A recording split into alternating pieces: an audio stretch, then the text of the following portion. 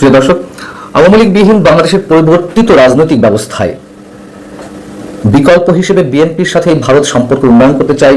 বিএনপির প্রতি ভারত নমনীয় মনোভাব প্রকাশ করেছে। এসব তো আমাদের সামনে নির্বাচনের আগেই প্রমাণিত হয়েছে বিষয়গুলো। এবং নির্বাচিত সরকার হিসেবে বিএনপি সরকারের সঙ্গে ভারত বাংলাদেশের সম্পর্ক পুনঃস্থাপিত কিভাবে হতে পারে, কোন প্রক্রিয়া হতে পারে, ভারত কতটা বিশ্বাস স্থাপন করতে পারে বিএনপির সঙ্গে, বিএনপি সরকারের সঙ্গে, সেটি নিয়ে নানান ধরনের আলোচনা চলছে। এবং তারই অংশ হিসেবে ভারত বাংলাদেশে তার প্রতিনিধি হিসেবে নতুন হাই কমিশনার হিসেবে কাকে পাঠাবে সেটি নিয়েও নানান হিসেব নিকাশ চলছে।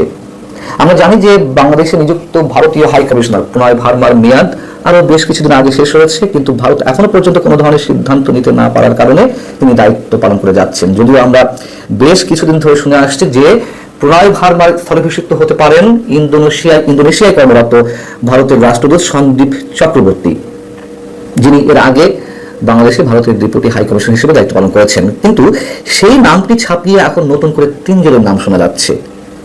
এবং এই 3 জনের নাম এই কারণেই শোনা যাচ্ছে যে রাষ্ট্রীয় স্বয়ংসেবক সংঘ RSS, যেটি ভারতের হিন্দুত্ববাদী সংগঠন এবং যেটিকে কেন্দ্র করেই ভারতের সরকারি দল বিজেপি নিয়ন্ত্রিত হয়, সেই RSS এবং বিজেপির শীর্ষ নেতৃত্ব চায় বাংলাদেশে এই মুহূর্তে কোনো পেশাদার কূটনীতিকের পরিবর্তে একজন অভিজ্ঞ রাজনীতিককে হাই কমিশনার হিসেবে পাঠাতে। কেন তারা একজন অভিজ্ঞ রাজনীতিককে বেছে নিচ্ছেন এই পদের জন্য, তারও কিছু কারণ উঠে এসেছে ভারতের কোনো গণমাধ্যমে। আমি সে বিষয়ে আসছি। এখন এই 3 জন কে? এই 3 জনের মধ্যে একজনের নাম শোনা যাচ্ছে, যিনি ভারতের বিহারের বর্তমান রাজ্যপাল হিসেবে দায়িত্ব পালন করছেন, আরিফ মোহাম্মদ খান। আর একজন হচ্ছেন সিনিয়র সাংবাদিক MJ আকবর।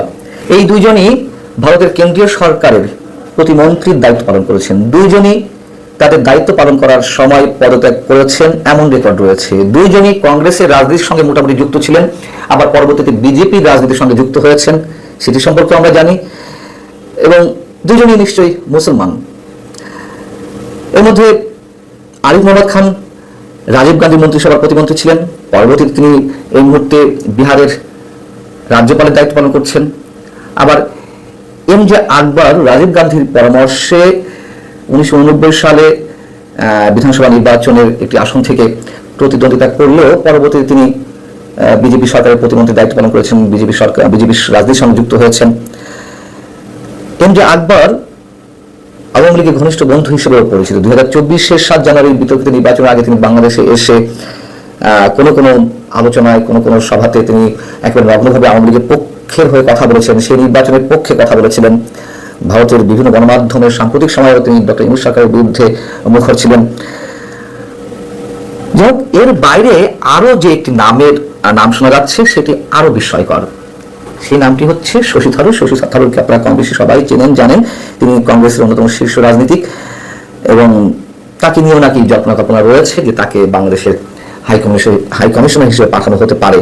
যদি আমার নিজেরই প্রশ্ন যে তার মতন একজন সিনিয়র রাজনীতিক আসলে সত্যি বাংলাদেশ হাই কমিশনার হয়ে আসবেন কিনা, যিনি কংগ্রেসের সভাপতি পদেও লড়াই করেছেন এবং তিনি কেরালার মুখ্যমন্ত্রী হওয়ারও চেষ্টা করেছেন। তো যাই হোক, এখন কোনোটি তার আশা কোনোটিতেই পূর্ণ না হয়, তাকে নাকি বাংলাদেশের হাই কমিশন হিসেবে পাঠানো হবে। আমি আমার জায়গা থেকে একটু খোঁজ খবর নেওয়ার চেষ্টা করেছি। এই যে নামগুলো বললাম তার মধ্যে নিশ্চিতভাবে কোনোটি বিষয়ে কোনো কিছু জানা যায়নি। তবে শশী থারুর সম্পর্কে মোটামুটি অনেকটাই আমি নিশ্চিত যে তিনি এই পদে আসবেন না অথবা তাকে পাঠানো হবে না। এবং শশী থারুরও বিজেপি সরকারের বেশ আস্থাভাজন, যদিও কংগ্রেস বিজেপি সরকারের বিদেশ নীতির কোনো কিছুর সঙ্গে একমত পোষণ করেনি। তারপরেও শশী থারুর মোটামুটি বিজেপি সরকারের আস্থাভাজন। তিনি পররাষ্ট্র মন্ত্রণালয় সংক্রান্ত স্থায়ী কমিটি সেখানকার সভাপতি। তবে শশী থারুর আবার আওয়ামী লীগের মোটামুটি কট্টর সমালোচক।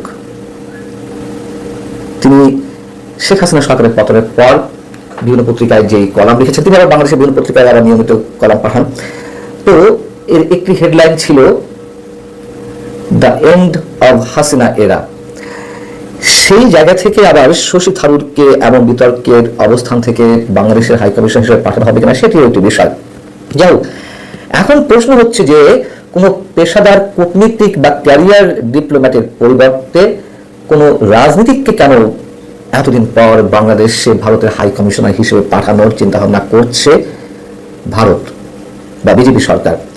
ভারতের বিভিন্ন গণমাধ্যম যা বলছে তা আমি যদি আপনাদের সামনে একটু হুবহু বলি, এখানে বলা হচ্ছে যে তারেক রহমানের নেতৃত্বাধীন নতুন সরকারের সঙ্গে বোঝাপড়ার পাশাপাশি প্রধান বিরোধী দল জামাত ইসলামীর সঙ্গে কার্যকরী বোঝাপড়া গড়ে তোলার দিল্লির লক্ষ্য।